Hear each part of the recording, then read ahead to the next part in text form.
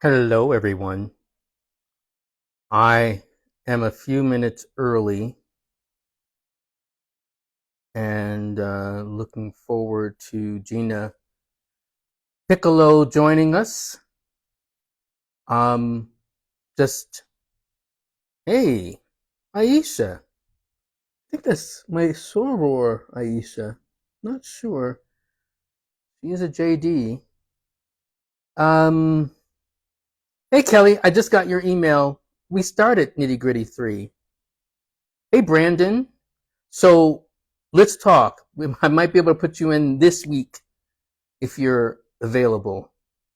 Um, so when Gina, let me see if I can, once Gina joins us. So you're right, Aisha. I probably am thinking, I know an Aisha happens to be a JD, so I'm sorry if I confused you with someone else, but I'm happy you're here.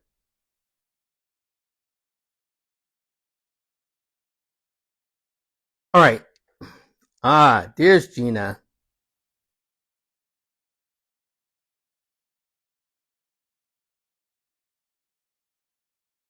All right. Ask, here we go. Gina's going to be joining me. Gina, are you coming in? Hi, Gina. Hi, I'm so glad I figured out how to do this. Yeah, I knew you would, and I was looking for you, and it's just a matter of adding you. I don't, so welcome. Thank you. Thank you for having me. Oh, sure.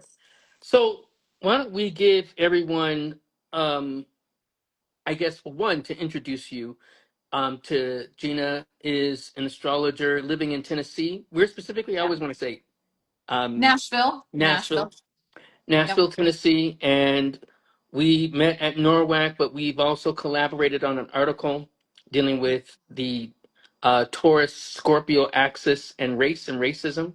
that's right. So that was published in the Mountain Astrologer.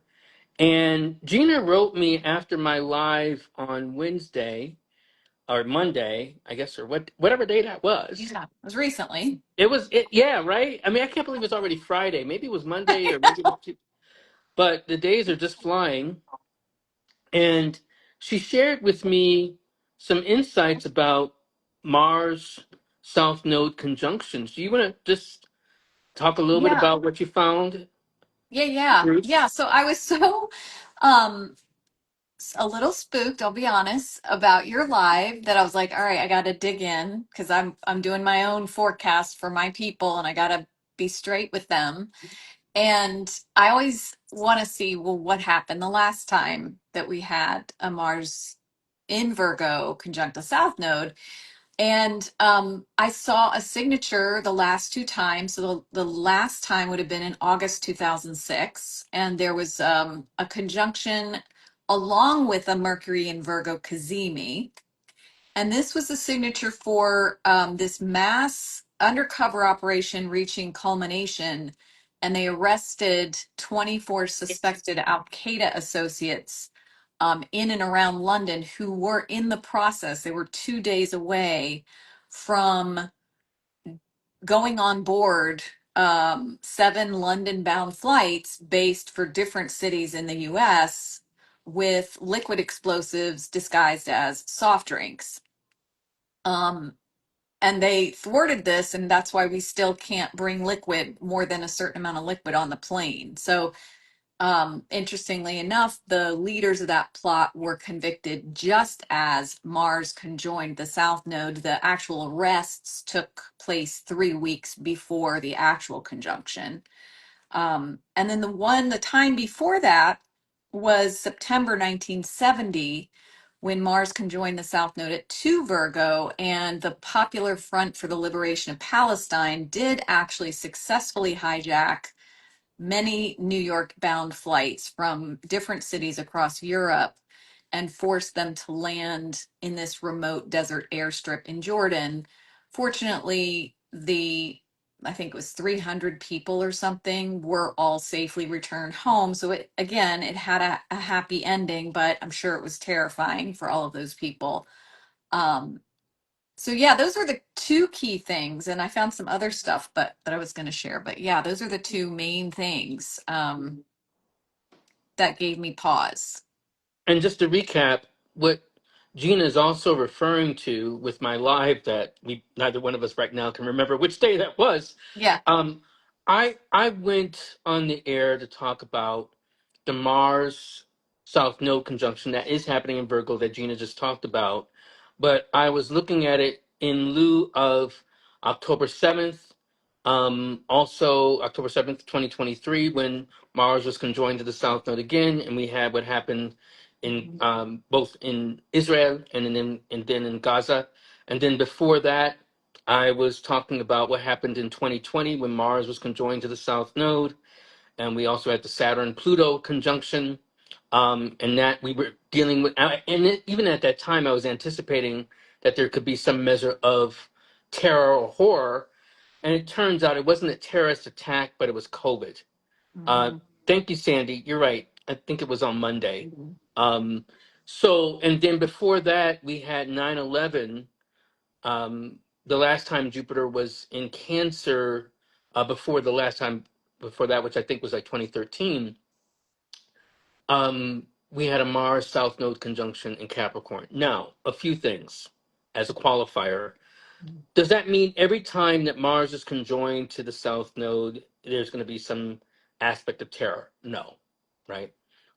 But when you see a preponderance of things happening, this is where you have to acknowledge something could happen. And then I gave a whole live about that, which I won't repeat because I know Gina has some thoughts, has some questions. But I was just kind of going with that statement that we got from 9/11. If you see something, say something. So I said something. Yeah. And I So that's think kind of my thought. I'm glad you did, because I think, first of all, seeing these signatures for, terrorism, is very sobering around just the Mars Virgo conjunction. But then when I dug a little bit deeper and looked at Saturn on the IC of the United States chart, ruled by a Mars conjunct the South Node, then I saw two other signatures that were, date to the Montana Freeman standoff, the Olympic bombing, and what they called the Long Hot Summer in 1967, when federal troops were called into Detroit because of riots going on there, one of like 150 riots across the country. So I think it's interesting to note that we will this summer have Saturn on the IC in the sign of Aries, ruled by Mars, conjoining that South Node, historically. And these other two in 96 and in 67, Mars was in different signs. Mars was strong, though. Mars was in Aries in 96, conjunct the South Node. And I believe it was, yeah, Mars, I think it was Mars in Scorpio, yeah, was conjoined the South Node in 67. But still, Saturn on the IC of the US chart, ruled by that Mars, is also something that to me feels like a signature for maybe domestic events. And so the see something, say something kind of, that amplifies the need for that. Absolutely. Absolutely. I think it's it's important, and I know we're walking a very narrow line between what many might say is kind of fanning the flames of fear, which we're not trying to do, Yeah.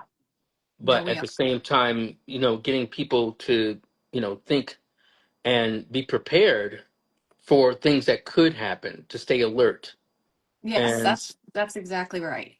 yeah, so that's my intention. I think that's your intention too. It is, definitely.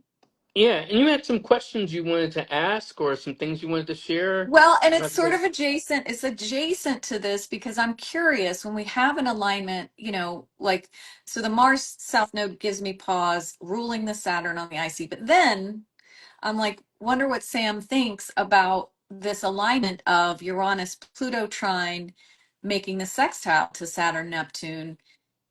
does that suggest support? Does that suggest a way out, a way to, I don't know, elevate consciousness? Like, I would just love to hear what your thoughts are on how that big alignment, that basket is, and it's particularly strong in July because we'll have a new moon in Leo opposing that Pluto on July 24th and kind of opening this portal that is going to be really big when Jupiter moves into to Leo next summer. I would just love to hear your thoughts on how that might play into this other stuff. Well, I don't know so much about jumps in consciousness. You know, I'm more of a humanist in that sensibility. What that means for those who may not know, because Gina's a little more familiar about that with me. What that means is, I think we're in many ways. When I say we as a species, we're pretty much the same as we were thousands of years ago. Our technology's definitely changed, um, but I don't know if we as a species have changed that much. I don't know if we are going to change that much. I think it happens slowly. But I do think we have moments when we see ourselves or are called to see ourselves in a different light. And I do think there are shifts in how we treat each other. Meaning, I think it has taken us a long time to get to the point of recognizing ourselves globally as a species, Mm. even that particular moment. And what I mean by that is if you look at much of our history, whether we're talking about in the New World, as we call it from Europeans, or we're talking about the Old World, people often looked at themselves as the particular people, the people. You know, so for instance, as I understand it, the name for the Navajo is not Navajo as much as Dene, which means the people, right? Mm-hmm. Bharat in India, actually in India also relates to the idea of the people. Mm-hmm. But we saw ourselves in these particular tribes, but now we're at the point of dealing more with our overarching sense of humanity. But there's a complication. The complication, um, Bruce has kind of weighed in. Bruce is my Scorpio brother. We're obviously dumber than ever, historically speaking. I don't know if it's quite like that, but here's a point going to Bruce. One of the things I'm concerned about, which you didn't bring into what is this called, a triangle or something? I think Well, it Ann is a Ortley, basket. It is a basket right? formation. Yeah, I think Ann Ortley and other astrologers have coined something related to this sextile between Uranus to Saturn and Neptune, and then what is it? The other part of So it, the Pluto trine Uranus, and both of those Pluto and Uranus sextile sextile Saturn and to Neptune. right Saturn and Neptune. Yeah. Before we go to that, the other complication related to the point I was going to make with Bruce is Jupiter in Cancer. So one thing that Dendrolethia, another astrologer, here and also on other social media, um, and I also share this opinion, Jupiter in Cancer can also bring and surface a lot of tribalism. Mm-hmm. So as much as we have talked about this moment of dealing with our humanity, or I just talked about it, there is this moment where we can kind of go more into our different silos Mm-hmm. and more so where we are not thinking about the broader implications. What Yeah. could happen that I think brings in some measure of relief is this sextile, this kind of formation between Pluto trying to Uranus, both sextiling Saturn and Neptune, which might give us some measure of relief. And honestly, Jupiter in Cancer gave us some measure of relief the last time we had a Mars South Node conjunction, and Jupiter was there too. And people might ask, like, how do we have some measure of relief? I think more people were supposed to die or could have died during 9/11. Yeah. Yeah. And what may happen is that maybe this sextile and trine may be a testimony not to I think a greater shift in consciousness, but someone having a pause button, before Mhm. they go to any other kind of extreme, or maybe um, possible terrorists are caught, Like a hero. beforehand. Maybe Yeah, there's somebody who is maybe sacrifice themselves. I think about that Neptune and Aries. that can As go the other way too. By it the can, way, that could be yes, suicide bomber. yes, But yes. go on. Well, yeah, I'm always glass half full, And I think but that, yeah, yeah, but maybe there's yeah, I keep thinking of it as a near catastrophe, and then we walk right up to the line of something really devastating. I don't even want to, like a nuclear crisis, some kind of standoff that we get really close to, and then this supportive alignment somehow prevents that. It's somehow something or someone or some system or some technology or something helps us uh, walk back from the brink of disaster. Like that's how I think about it. yeah, and that's very possible. You know, when we think about the other two planes from 9/11, the one that unfortunately we lost lives that crashed in Pennsylvania, and the other one that didn't do as much damage to the Pentagon but still hit the Pentagon. And I think there may have been some lives there lost there. I'm not sure, but um, if those planes had hit their targets, quite as they were Yeah, intended, we would have lost more people. yeah, So I think, to your point, that could be where we have an out clause. The one other complication with Uranus and Gemini is the United States has never not been at war when right. Uranus is in Gemini. Um, so that could be an interesting other possible manifestation where maybe it's a limited conflict, um, Yeah, or other things like that. Or, yeah, maybe the other thing I like to think about, to your point, glass half full. One thing that comes out of these trying times, even when there is the idea of war, is technology. With Uranus and Gemini, there could be some technology developed, introduced that we may not hear about until years later. mhm, Um, that kind of lifts and go to a different yeah. level. And science, like I almost feel like scientifically we could be on the cusp of some really major breakthroughs as well. But yeah, I agree that, because I did a little bit of digging and looking at Neptune on the IC versus Saturn on the IC. I just keep coming back to this idea of America being at war with itself. And that is maybe even more of a danger to us than even the wars overseas that we're involved in.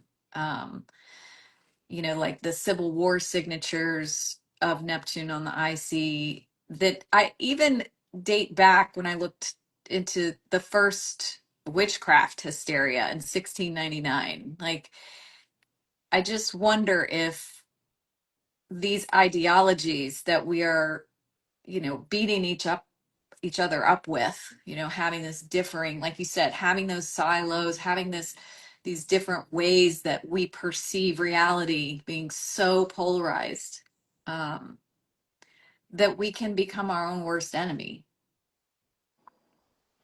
Yeah, I agree. And we have a question from one of my students.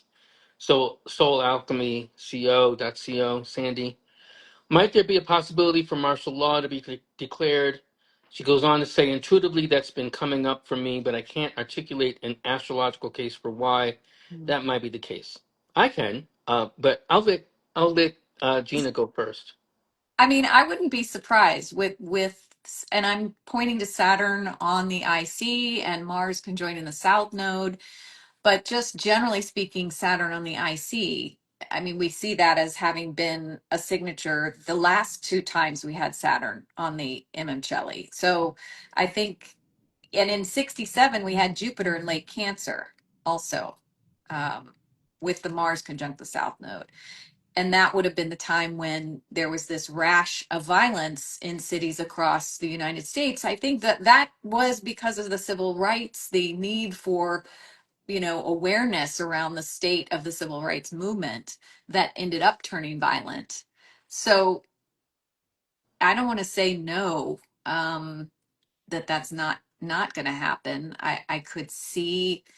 I mean, we've already had, federal troops being sent in to California illegally. So that a precedent for military being used against its Americans has been set now, So it's like we just take the astrology out of it. But I would be pointing to watching Mars during the time that Saturn is on the IC.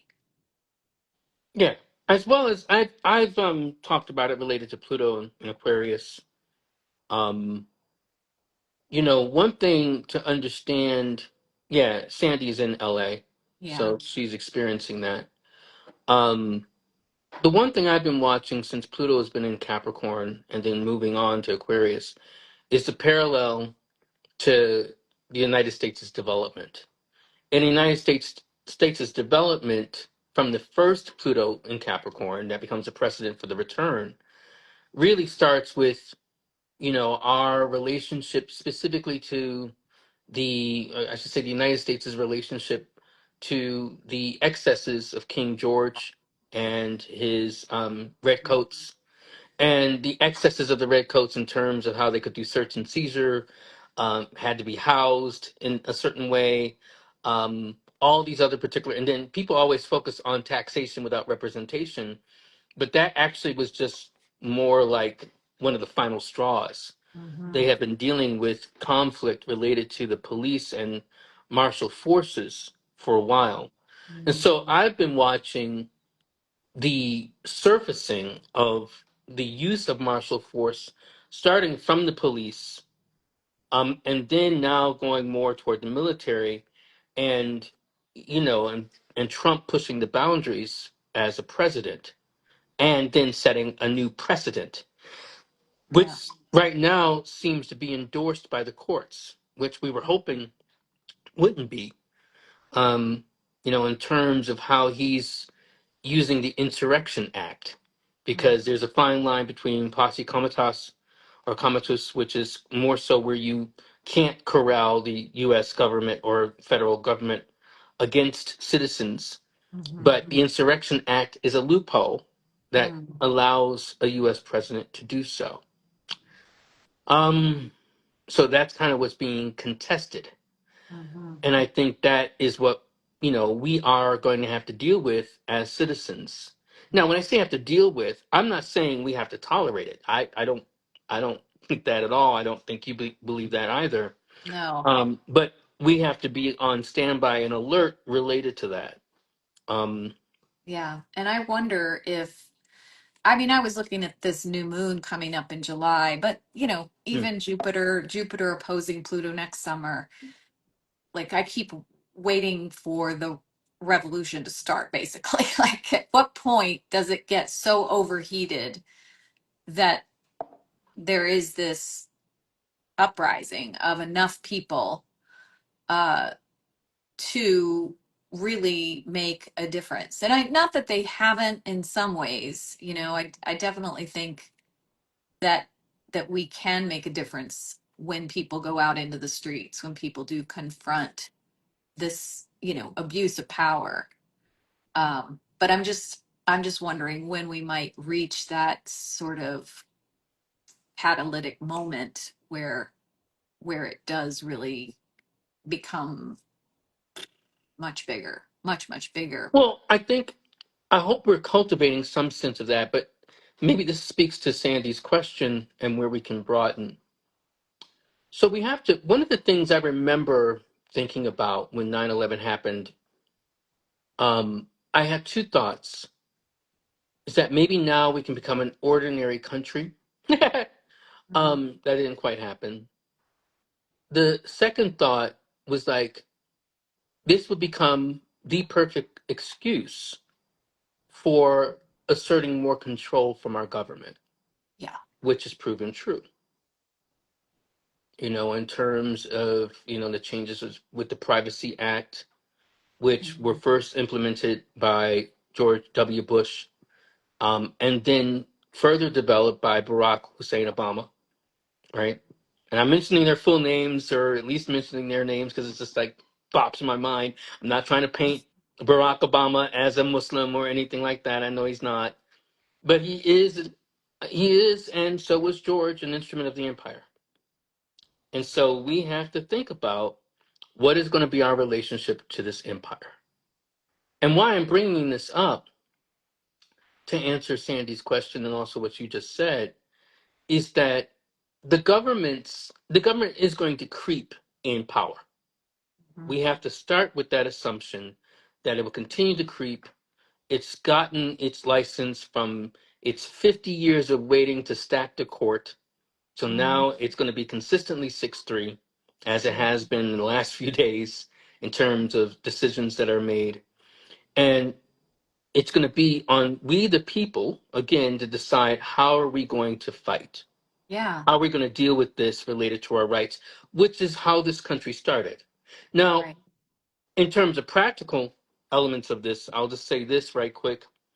You know, I don't think the fight, and I alluded to this, can can be won or even fought on the weekend. So I'll start with that, and just having weekend, protests and statements. I don't think they care, right? And we even supposedly have to have permits for that now, which are dictated by the police. Again, Mhm. the other thing is, I don't think we need to have everyone in one location to have 100 people in one location. It might be good to have 100 people in maybe 10, 50 different locations in one particular city. And why I'm saying that is that one of the riddles I saw, because I was in New York during and after 9/11, one of the riddles I saw, whether we're talking about the National Guard or we're talking about the police, is that keeping those forces active costs money. Yeah. And the more that you are costing municipalities money, the more that they're stretched thin as well as their resources. So we have to keep the pressure up if we're going to start challenging or breaking elements of the system. And do you think that Uranus moving into Gemini is a signature for, and aligning with Pluto is a signature for there will be a point when the people will begin to, it starts to get messier, it starts to get more organized? It will have to be. Um, it will have to be, and I think people. I learned this from an organizer some time back, brother named Brother D. That's his name. Um, and he said, people think they have to wait for unity in order to kind of be together. We don't need unity. We need organization. Yeah. Organization is not the same. Yeah. But for Americans, I think it becomes a question of what's our limit. Right. When when Exactly. when is enough enough? Now, It's, I think it often may be when people are hitting the pocketbook and the wallet. I think enough is enough when there's more senseless deaths. I mm, think enough is enough when they realize it's not just them, whoever you think them are, it right. can be you. You. Yeah. Yeah. And I think that, I hope, is what is starting to dawn on Mhm. people's minds, Mhm. that it can be you. Like right now, it's disabled vets or elderly, senior disabled folks who are being arrested because they don't want their Medicaid taken away. Um, and also including vets. It's also ICE rounding up citizens, Yeah. or people who've long been in this country Yeah. and just who are entitled to interviews like anyone else, but then sent, to prisons and gulags in other countries. Yeah. So Yeah. Yeah.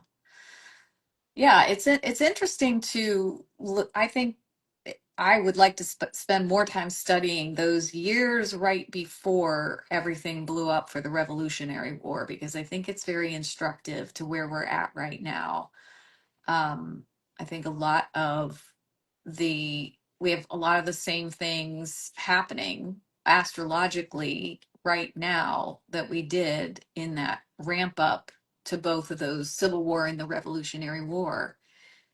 And that motivating, that last straw has yet to reveal itself, but it does feel imminent. um and maybe that's just my Aquarius part getting ready for it. But um yeah, I mean, Well, I was yeah, I just mean, I guess I've given some presentations. I don't have them handy right now on the lead up to the various acts, the astrology of various acts that kind of surfaced at the Revolutionary War, um, the American Revolutionary War. Whether that's the Quartering Act and the astrology related to that, I'll have to look. Um, but it's interesting. So we could take something as simple as this. I'll share this, even though I'm going to also talk about this with Andrea Gertz, I think next week. What's interesting is that when George Floyd was killed in 2020, Uranus was at the same degree as when Crispus Attucks was killed at the Revolutionary War. yeah, I remember that from our work. Yeah. Yeah. And why that's significant is for two reasons. A lot of people think that because there have been a lot of reversals and challenges to what's happened in 2020, they think that it was a stalled revolution or a stalled moment. And they may have felt the same way when Crispus Attucks was murdered Mhm. in, I think it was 1774. It was several years before the actual revolution, or what's decided as a revolution, Mhm. 1776. So he was killed, and that still became, I guess, a tendering moment, toward the revolution. And Mhm. a similar thing may be happening now as what happened in 2020, that we're going toward not just the tender moment, but a kindling moment. Yeah, I think you're So, right. Yeah.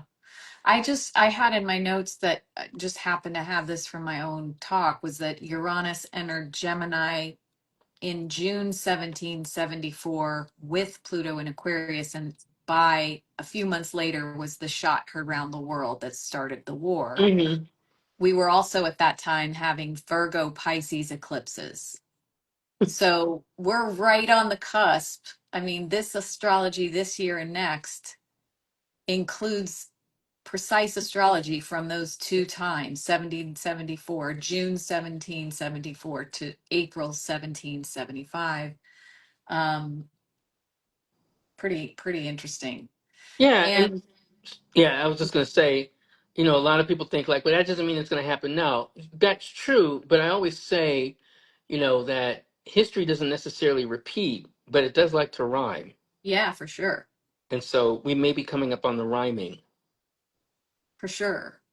I mean, and it's also worth noting that, we had Uranus in early degrees Gemini, June 1858, when Lincoln made his famous House Divided speech about slavery that laid the groundwork. And then the war didn't begin until April 1861. But at that time, Neptune was at 0 Aries, as it will be again, and Uranus was at 9 Gemini. So I know there's another astrologer, I can't remember who it is, who's mentioned 9 Gemini as being a really significant degree for Uranus. I think because of that was the time that the Civil War actually began. It was at 9 Gemini. We won't have 9 Gemini there until July to November 2027. So like you're right, like there may be a couple of little pieces of straw that need to break, before we Definitely. get there. I know 2028, I really glanced at that year, but that year has stuck with me as one of great turmoil. And what about that year surfaces for you? I can't even remember right now, but I remember looking at a confluence of things. When you're as an astrologer, when you start to see many things lining up, difficult things all at once, and coalescing towards the end of that year when we're going to have the election, I was like, okay, so I'm gonna put that away for now. Because Uh-huh. I'm dealing with today for now. Like I can't really take that in yet. Um, but yeah, so I see this kind of 9 degree also coming up in 2028, and I know there are other things that year. I want to say it's Pluto on the South Node. I want to say that it's something like that. That could Something. make sense. That would make sense. I mean, that would be around that time. Hmm. And, you know, Pluto will be creeping ever so close to the moon of the United States, uh, which is, I think, 27 Aquarius. And that usually has a pretty wide orb. I don't know, depends on your orb with Pluto. But yeah, so I see Pluto creeping. It will eventually get to the moon of the United States. Neptune's going to Well, the hover node is going to around the get there ice. before when the nodes shift, and I guess that would be the north node. When the north node will get to Yep. that Aquarius position Yes, it will. um, before that point. So we already That's probably can get a sense of it even from that point. That's true. Yeah, the eclipses with Pluto are also giving me pause. Like the Pluto series that's coming very quickly. Hmm. um, that also gives me a little bit of pause around what that might mean for us. What do you think? What might be the positive approach we could take to these pauses? Not just trying to give people hope, but more so because hope, hope is not always a strategy, but hope is useful in its own other way. I feel like motivating the way I have tried to motivate my clients is to engage them with awakening to the self and awakening to what role are you going to play, because there is a a personal revolution that is being activated for all of us, and whether you're out there on the streets marching or you are working one-on-one with people to help them find themselves and what role they're going to play in, we all are going to need to play a role. That's kind of how I am thinking about Saturn, Neptune, and Aries aligning with these massive cultural Pluto and Aquarius, Uranus and Gemini things. So I feel like for me, I think Pluto and Aquarius, when that gets emphasized, um, this is our moment as a society to decide, are we going to survive or not? How are we going to participate in our survival, and how are we going to engage with, I mean, really standing up for ourselves? I just can't see how this confluence of air fire isn't about inspiring each individual to be part of the collective reinvention, the collective redistribution of power, the collective effort. We're not going to get through this in silos. We're going to have to come Yeah, together. and that's something for us to contemplate. A lot of people have been romanticizing Jupiter in Cancer, saying like, he's gonna be like Santa Claus and Big Daddy. I mean, like, having lived through a couple, and you too, I guess 4 or 5 iterations, almost 5, iterations of Jupiter in Cancer. You kind of get to see different sides of it, and we also are kind of dealing with the result of the Saturn Jupiter square, which is Yeah. also kind of manifesting the Saturn Jupiter conjunction in Aquarius, Yeah. right? Which is kind of tying in the Pluto theme that we've been focusing in on. And so, with that, and looking at it in terms of how astrology is manifesting in the world, we can see that there's an articulation of and shifts that are happening, that have been happening, that, yeah, prompt the bigger questions. For Americans, what's your country really about? Yes. What, now that, um, yeah, we could say like the enslaved are not technically enslaved anymore, even though we do have our prison system. Um, Mhm. and then in terms of what is happening to indigenous folks, in terms of their lands and whatever, is this going to be a country for the people? Right. Can it be a country even for the people? And Yeah. I think, to answer your question, when is going to be that point for Americans? Maybe, when we realize that, our conveniences are have inconvenienced much of the world, have come at a Yes. cost Yes, the that, consequences. yeah, Yes. that has come at a cost that we've been shouldering, um, and really not really paying up. And I think that's kind of one of the things that we have to be prepared to deal with in terms of our citizenship. Yeah. Um, and I don't know if Americans are prepared for that. I hope we are. I hope we become that and can live up, as Dr. King talks about, the ideals of this nation. And I think that's a good word. That word came to me working with Neptune on the IC and Aries.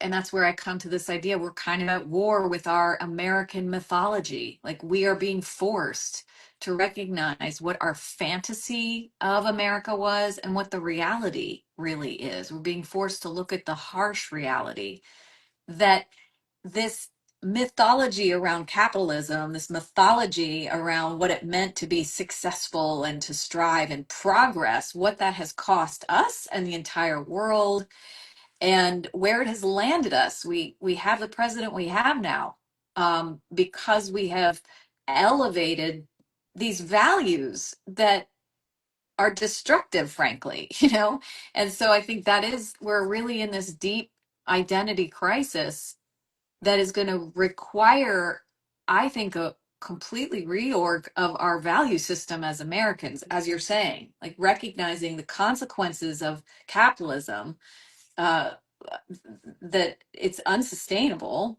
and it's created a tremendous amount of unnecessary suffering, and we're the only ones that can really change that.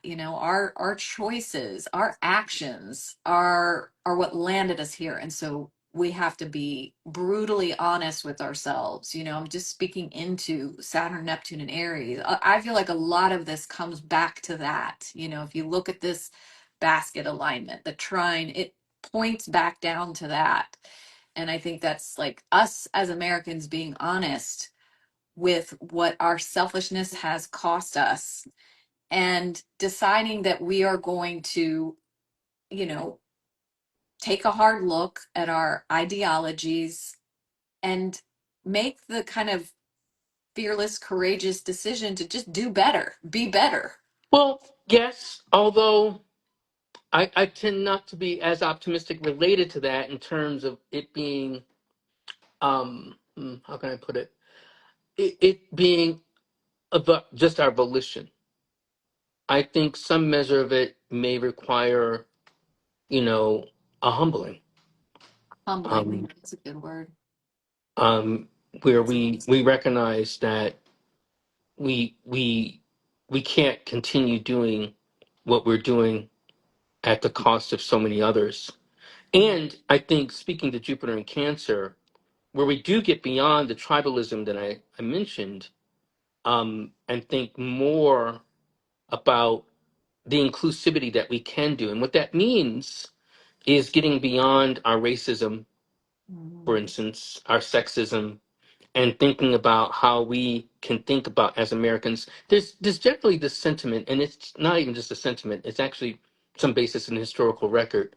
One of the reasons like we don't have full health care for all our citizens is that there are those, many in power, including some presidents, including Franklin Delano Roosevelt, who wrote they didn't necessarily want certain people to have the privileges of those health, um, mm. um, I guess, advantages. And Life. like black people, right? Like indigenous people. Mm. Um, so I think so. It is optimistic to think that many in power could be humbled. Oh, they can be humbled. Ask Germany. They Yeah. can be. All you have to do is lose a war catastrophically. Mm. And we tend to think we can't. I mean, we have, right? And we can. So yeah, I think there can be a humbling. I just hope it's not at the cost of too many of us. Yeah. No, I Yeah. mean power never concedes anything without a struggle or someone getting their ass getting beat. So that's the other thing, and that can happen. Yeah. I know you have to go, Gina, and I I do do. too. I don't know if we have any last thoughts before we have 2 minutes before Gina does have to go. Any questions or comments? But I'd like to thank everyone for joining us. Yeah, thank you. Um, I see Astro by Max has joined, and I also see Brooklyn Astrology and Dendrolethia. I am Zoe Flowers. I gave you a shout out earlier, Dendrolethia, in terms of Jupiter in Cancer and tribalism. Um, this will be uploaded to my Instagram. They were nice because they had to give it or lose our vote.